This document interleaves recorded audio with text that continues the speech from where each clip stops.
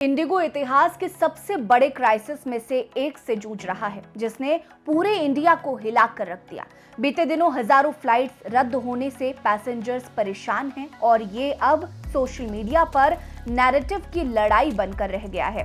हाल ही में social media पर एक अनवेरिफाइड ओपन लेटर वायरल हो रहा है, जिसमें एयरलाइन की टॉप लीडरशिप पर आरोप लगाया गया और इसका जिम्मेदार सीईओ पीटर एल्बर्स को ठहराया गया। लेटर लिखने वाले ने खुद को इंडिगो का कर्मचारी बताया है। इसमें दावा किया गया है कि इंडिगो का मौजूदा संकट अचानक नहीं आया, बल्कि ये कई सालों से चले आ रहे गलत डिसीजन, बढ़ते काम के प्रेशर, ड्यूटी रोस्टर और डर के माहौल वाला वर्क कल्चर का नतीजा है। एम्प्लॉयज से प्रेशर में काम कराया गया है और उन्होंने फिजिकल और मेंटल लिमिट्स तक क्रॉस कर दी हैं, लेकिन मैनेजमेंट ने कोई ध्यान नहीं दिया।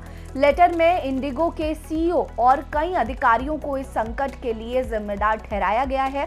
ये भी दावा किया गया है कि ये संकट आया तो इंडिगो के सीईओ नीदरलैंड में छुट्टियां मना रहे थे। लेटर लिखने वाले ने कोई ठोस सबूत नहीं दिया है। इंडिगो की तरफ से भी अब तक इस पर कोई स्टेटमेंट नहीं आया है। ये एक ऐसा क्राइसिस है जिसके कारण हजारों पैसेंजर्स के शेड्यूल, जर्नी, इवेंट पर सीधा असर पड़ा।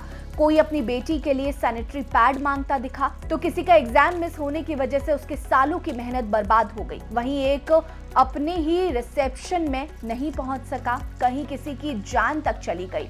इसी बीच इंडिगो के सीईओ पर लगाए गए ये कई सवाल खड़े करते हैं कि क्या हमें अब नई भरोसेमंद एयरलाइन की जरूरत है? क्या भारत में एक मजबूत पैसेंजर प्रोटेक्शन लॉ नहीं होना चाहिए? कमेंट करके हमें जरूर बताइएगा।